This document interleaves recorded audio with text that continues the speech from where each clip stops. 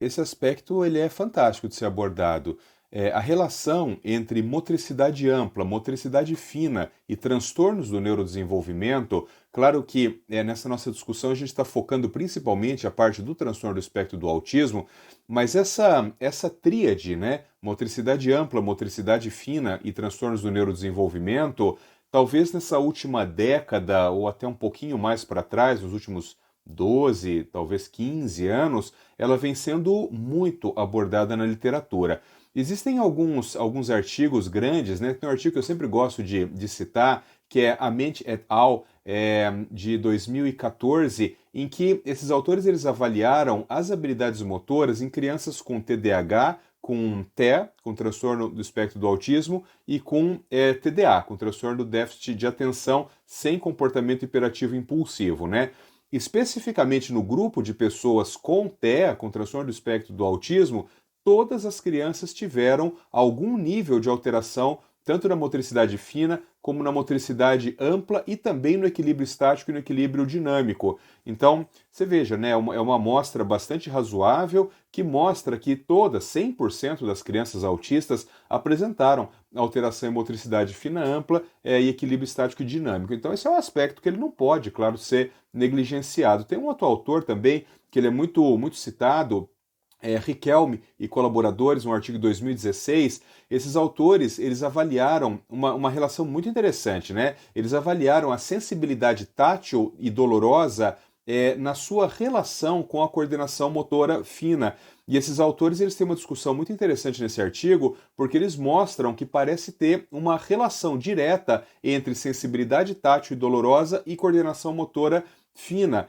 Muito provavelmente essa é uma das explicações pelas quais crianças com transtorno do espectro do autismo, quando realizam procedimentos adequados de integração sensorial, não melhoram só nessas questões sensoriais, no equilíbrio, na propriocepção profunda consciente e tal, mas melhoram também nos aspectos da motricidade, né?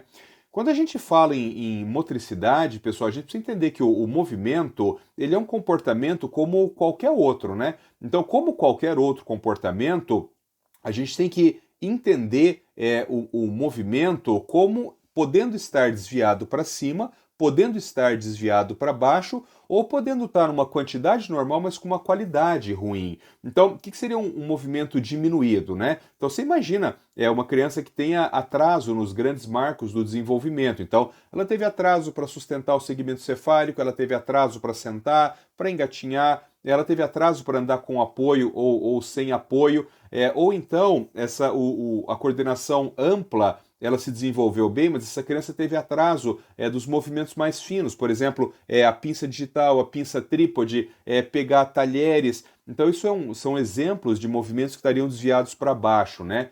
Como que os movimentos poderiam estar desviados para cima? Por exemplo, estereotipia. Estereotipia é um distúrbio de movimento em que eles estão desviados para cima. Mesmo nas estereotipias estáticas, isto continua sendo um movimento desviado para cima. Na estereotipia dinâmica, claro que é muito mais evidente isso, né? Os tiques motores, tanto os tiques motores simples como os complexos, também são exemplos de comportamentos que estão desviados para cima.